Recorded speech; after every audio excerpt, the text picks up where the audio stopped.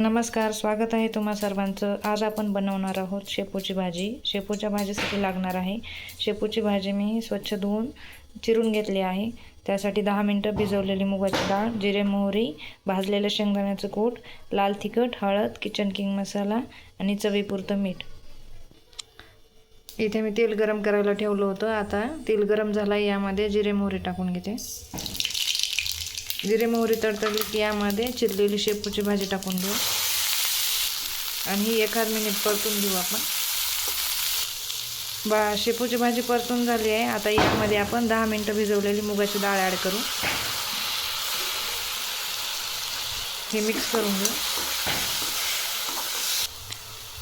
आता यामध्ये 2 चमचे भाजलेले शेंगदाण्याचं कूट, हे आपलं लाल तिखट, हे मसाला आणि चवीपुरतं मीठ हे पण ॲड करू। आता हे व्यवस्थित मिक्स करून घेऊ। आता हे सर्व मिक्स झालं आहे। यामध्ये थोडंसं पाणी टाकून घेऊ। तुम्हाला हवं तेवढं तुम्ही पाणी घेऊ शकता।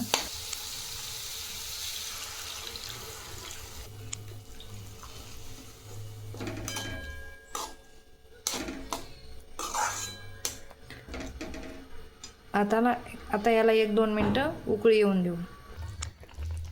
आता आपली भाजी उकळली आहे, तयार झाली आपली शेपूची भाजी, झटपट होणारी।